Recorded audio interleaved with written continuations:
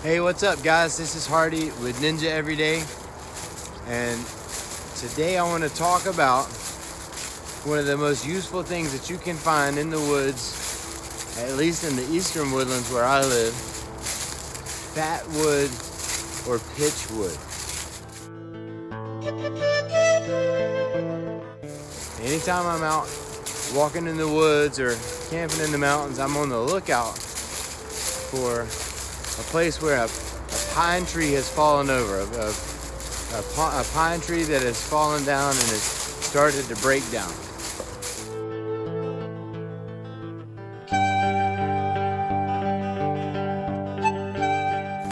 And if it's not broken down or dried out too much, you can get pitch wood or fat wood that's super useful when you're trying to start a fire.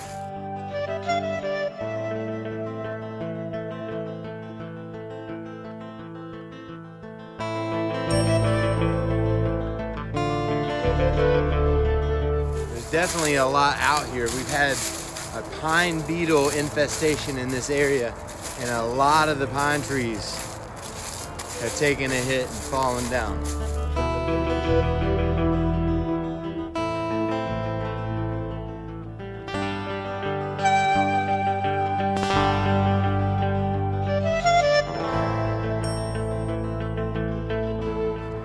So I was walking around and I found a stump at the base of a pine tree that had fallen over, and I kicked it. And this is what it looked like coming off. Right? Just a piece of rotten wood. The telltale sign for me is this coloration change here. So what I'm gonna do is I wanna baton this and split it, and then see if I can get to the pitchy part. Now a lot of this is really rotten, so you can tell it just kind of breaks apart pretty easy. But we'll see what it starts looking like once we get into the core.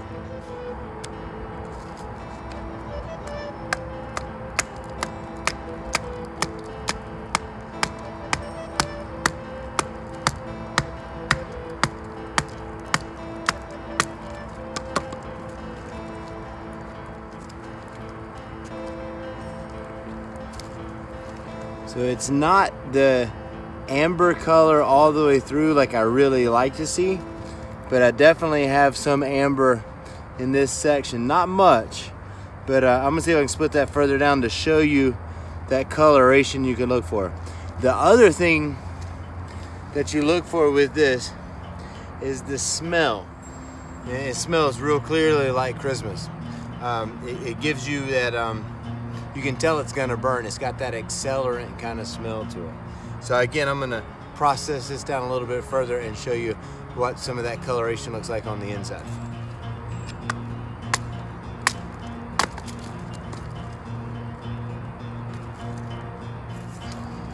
All right, here is that telltale color, the red and the orange, the amber that kind of glows. It almost looks like amber. And then that smell. This piece smells super strong.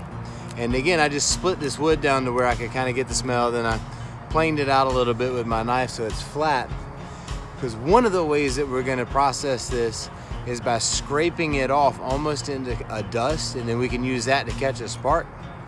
Or we could slice it down into feathers and use that to catch a flame. Both of the methods are really useful. It depends on if you have a spark rod or if you have an actual lighter or a match that you're trying to use. An important feature on any knife that you're going to rely on as a tool in the woods is a good 90-degree or flat spine. You can use that spine a bunch of different ways. You can use it to throw sparks from your spark rod, which we'll do later. You can also use this as a way to grind down that pitch wood and process it into something that will catch the spark that you throw off of the spine. If I use the edge of the knife, I'm gonna slice down and make feathers. But if I use the edge of the knife, the spine of the knife, I'm gonna grind it off in a powder. We'll show you what that looks like.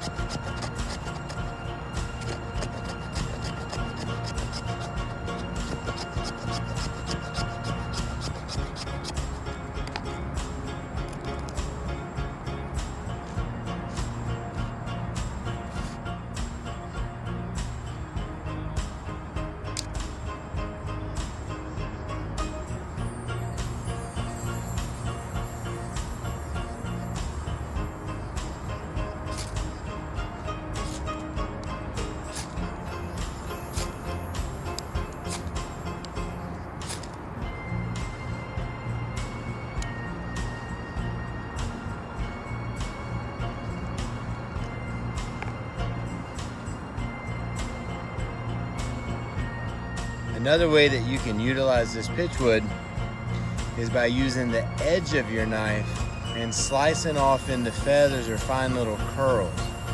Those take a flame very easily, and they can be done fine enough to where they will also take a spark.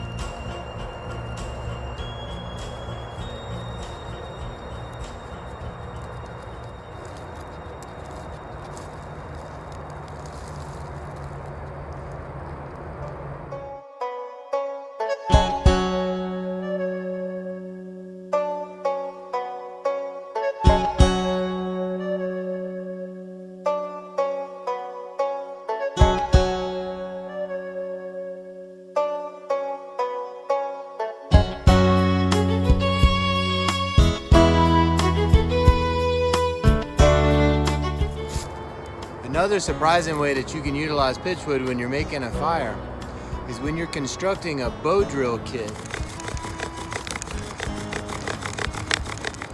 You need to have a socket handle that won't get burned through and won't burn your hand and won't catch on fire.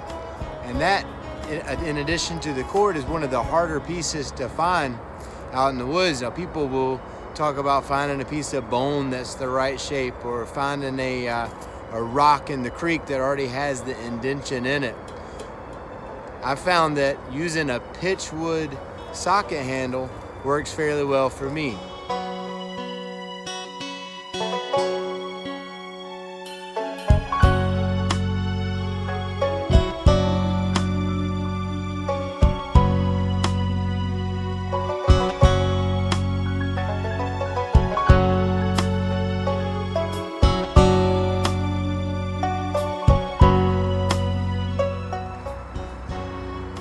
So with my bow drill kit, I've built what's going to be my board and my spindle out of a piece of tulip poplar.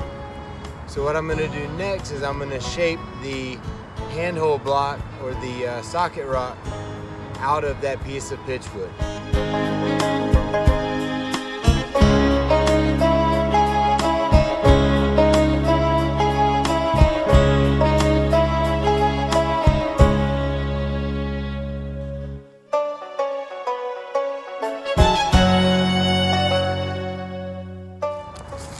So all I've done is taken my knife and augured out a little hole that's big enough for me to put the end of my spindle in so that it can spin freely. Now the pitch in the pitch wood and the fat wood should be lubricant enough that this won't catch on fire. It may start smoking, but I should let this spin freely, and we'll see if we can get some fire out of this.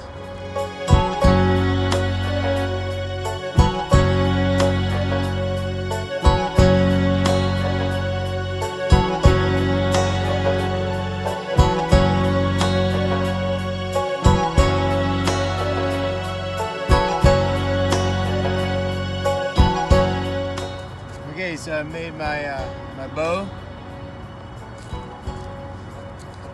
my fireboard,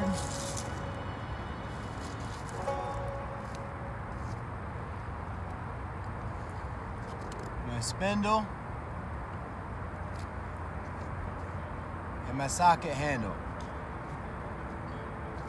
We've got a lot of this leftover tulip poplar that I'll process into tinder after I burn in my hole.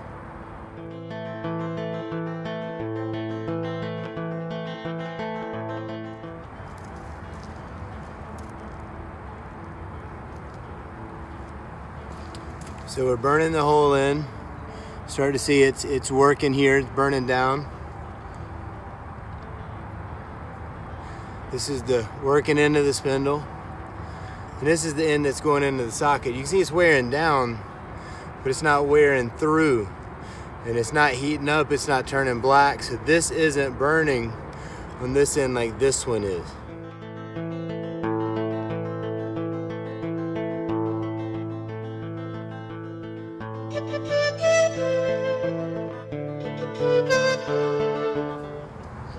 So with the tinder bundle, we're pretty close to being where we want to be.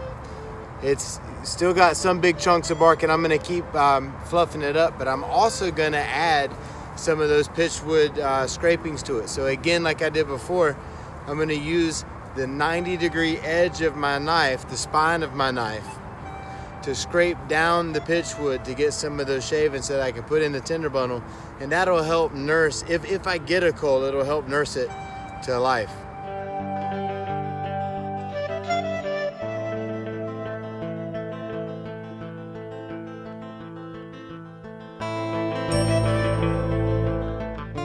So now I'm gonna cut the angle, the pie-shaped wedge into the side of my fireboard so that once I start scraping that dust off, it can collect, and then we'll see if we can actually make a coal out of it.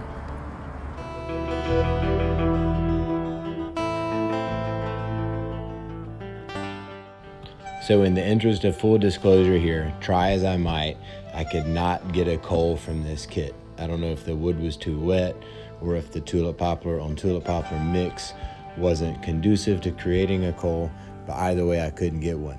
But in my many attempts to create one, I generated a ton of heat, and as proof of concept, that pitchwood handhold block did a great job keeping me from getting burnt and allowing the spindle to spin freely.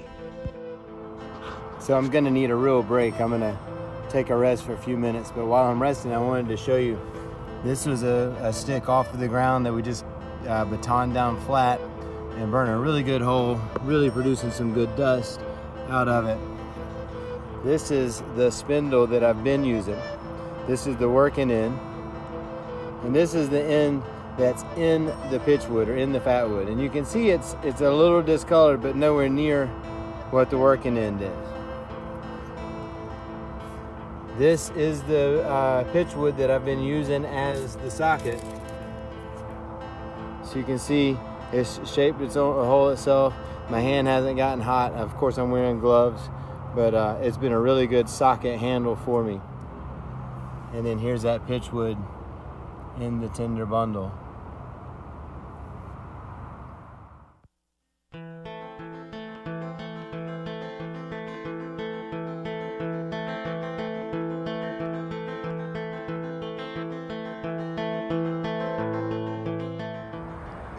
So in review, we looked at how to find pitchwood. We looked at how you could use the back of your knife to scrape pitchwood off into a powder that could catch a spark. We looked at slicing it up into feathers and how quickly and how well that catches a flame. And we've even looked at how you could use a piece of pitchwood in your bow drill kit as the handle. So thanks for watching. Stay tuned for even more videos like this, and we'll see you soon.